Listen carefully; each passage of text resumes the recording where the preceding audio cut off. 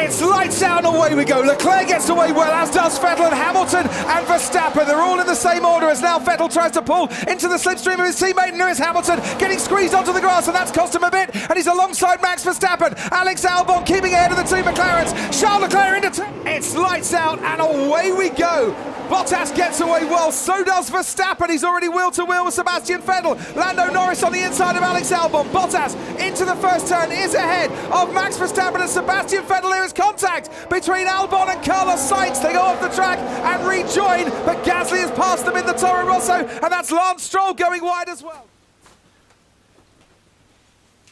Hello F1 and IndyCar fans. Today is November 5th, 2019.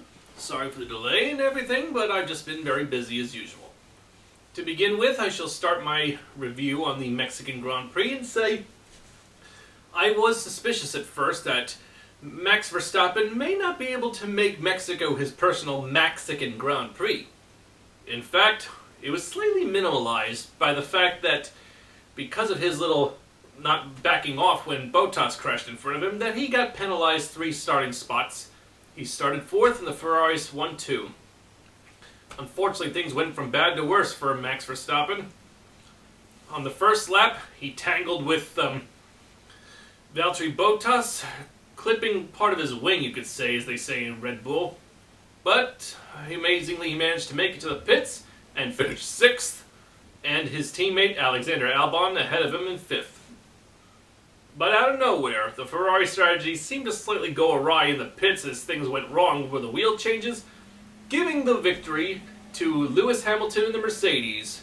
Sebastian Vettel of Ferrari finished 2nd, Valtteri Bottas, Hamilton's teammate, finished 3rd, Leclerc 4th, and for all Mexican fans, their local boy Sergio Perez in the Racing Point team finished 7th on home soil. Well, that's one interesting thing to talk about. In the end, Lewis Hamilton ended up getting the big enchilada.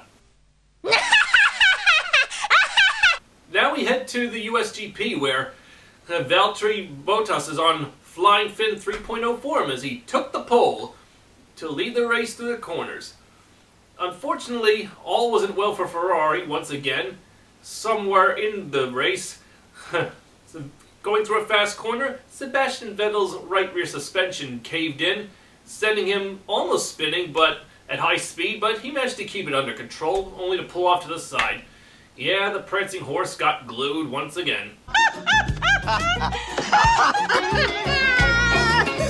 As a result of Valtteri Bottas managing to win the race and Lewis Hamilton finishing 2nd, Hamilton won the championship for the 6th time and 3rd in a row. Yep, Bottas, you might have won the battle, but you lost the war. Hopefully no hard feelings, because you helped Mercedes claim the constructors especially. And there's 2 rounds to go in Formula 1. 2 Sundays from now in Brazil, and December 1st, the United Arab Emirates, the Abu Dhabi Grand Prix. To get back to IndyCar racing news, I should say that, well, this is interrelated.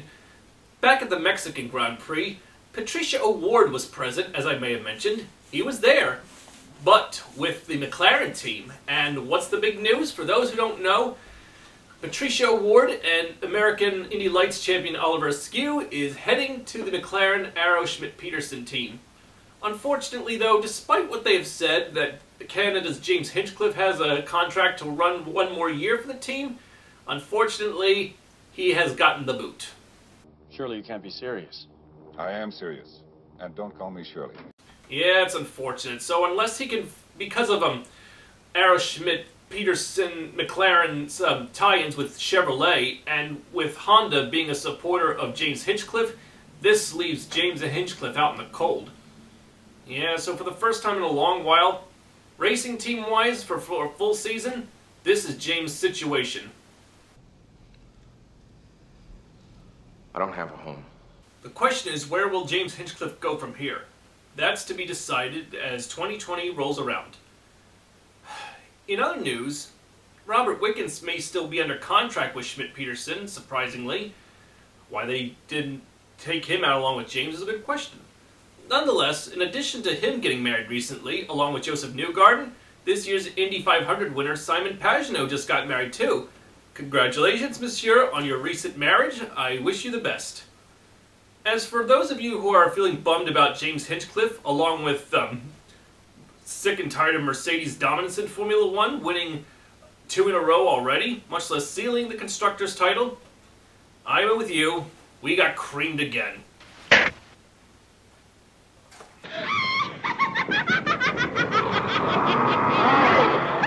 Well, that's it for this video. 2 weeks from now is the Brazilian Grand Prix in Interlagos. Who will win? Will Mercedes hog the performance once more? Or will Ferrari and Red Bull salvage what's left? Let's see as we samba to that. Until then, I'll just have some Texas toast to celebrate the winner of the USGP for now. I'm Aaron Cylinder, firing on all cylinders.